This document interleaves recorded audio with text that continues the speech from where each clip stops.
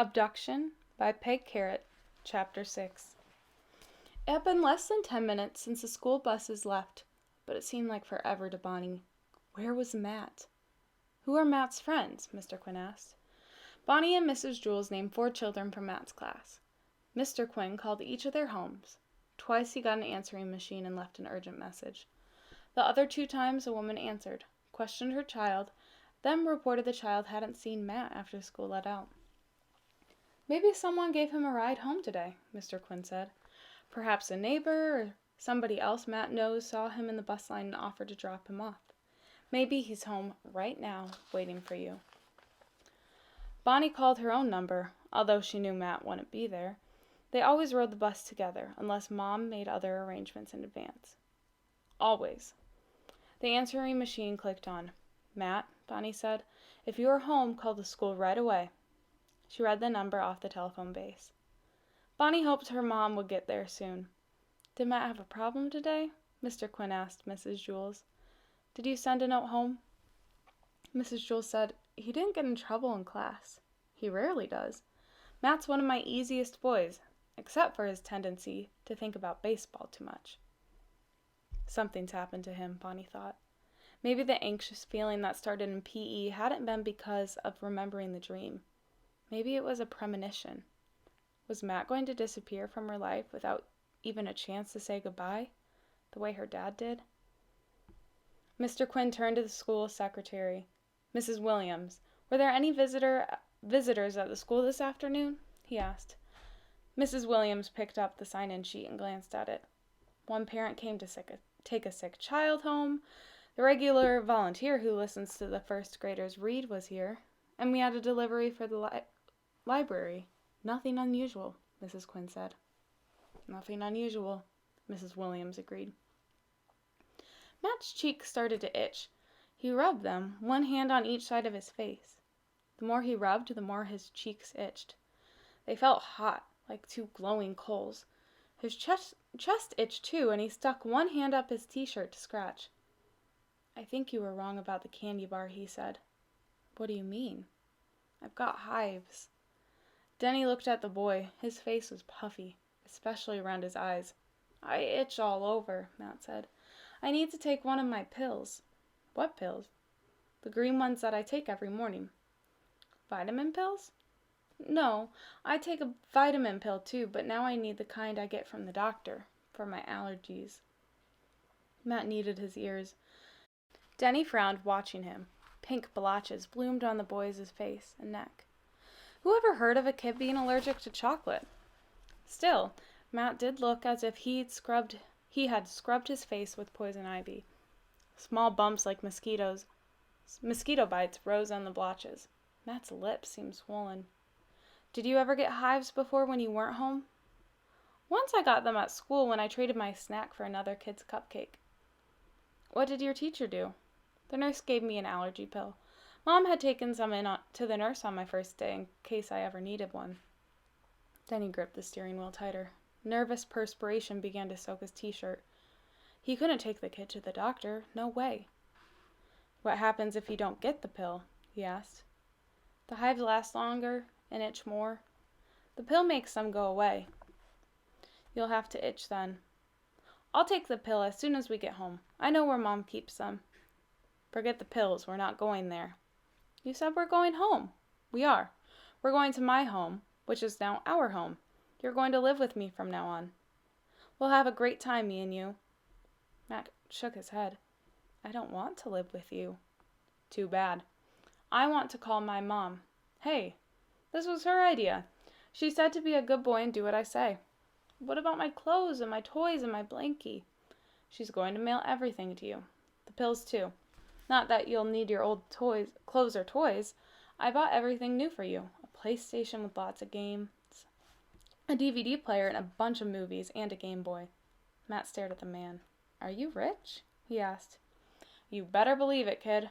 I hit it big last week, so once you get to my place, you can have anything your little heart desires. Matt thought about that. Mom wouldn't let him have a PlayStation because she thought most games were too violent. He had a few movies, but not DVD movies.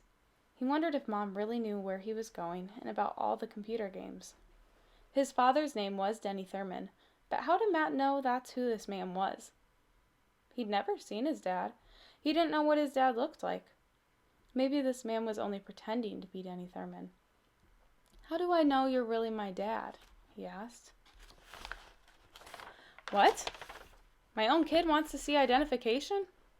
Denny pulled a wallet from his hip pocket, then tossed it to Matt. "All right. If you don't trust me, look at my driver's license." Matt flipped open the wallet and peered at the driver's license, wishing he could read. The photo was this man's face. The license must say Denny Thurman. If it didn't, the man wouldn't show it to him. Denny scowled while the kid examined his driver's license. This was not going the way he had planned. Not at all. Tim and Thomas never got red spots on their faces. They didn't question everything Winston said. Matt closed the wallet and handed it back. "Satisfied?" Denny asked. "Convinced I'm not lying to you? I'm really your dad?" Matt nodded, but he didn't know what to think. This man really was his father, yet he knew not everything the man said was true. Mom would never have sent Matt to live somewhere else without talking to him about it first. And she certainly wouldn't have let him go without his clothes or his allergy pills. Something didn't add up. First the man said Pookie was hurt when Pookie wasn't, and now he wasn't going to take Matt home. A terrible suspicion formed in Matt's mind. Had he made a horrible mistake when he got in this car? Matt rubbed his face some more. He didn't like this man, even if he was his dad. "What about Bonnie?" he asked. "Is she going to live with us?" "She isn't my kid. You are."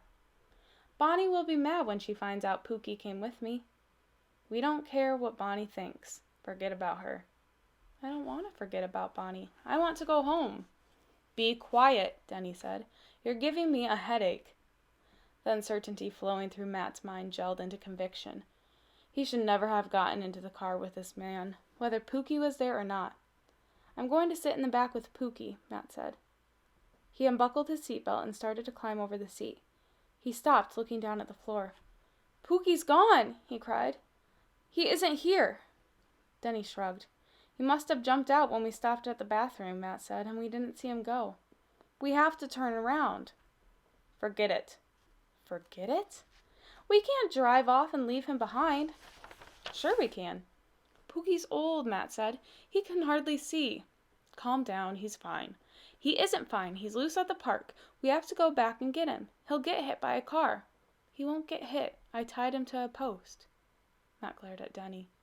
"You left him at Marymore Park on purpose?" "Stupid dog stunk up the whole car." "That wasn't his fault. You're the one who said to feed him chocolate." He put his hand on Denny's arm. "You have to turn around. We can't leave Pookie by himself." "Let's get something straight here," Denny said as he pushed Matt's hand away. "I call the shots. I make the decisions, not you. And the sooner you learn that, the better off you'll be." "Pookie will be scared. He won't know where he is." "The dog's lucky I left him at the park. I could have got rid of him." Matt's voice was only a whisper. "What do you mean?" Denny pulled up his t-shirt, revealing the gun. Matt stared. He'd never seen a real gun before. "Zip your lip about the dog. Understand?"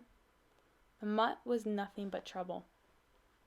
Matt shrank into the seat, leaning against the door as far from Denny as possible. They rode in silence for a minute. "I bought a bunch of board games," Denny said. "Stuff like Monopoly. I used to play Monopoly when I was a kid." "You said I could have anything I want at your house," Matt said. "That's right. You got it made, kid." "I want Pookie." Denny gave Matt a disgusted look. "Correction. You can have anything you want except a dog." 2 tears trickled down Matt's cheeks, making shiny trails across the red blotches. "What are you sniffling about? Any normal kid would be thrilled to get every new toy and game." "Why did you bring Pookie if you don't like him?" Denny didn't reply. Let the kid figure it out for himself.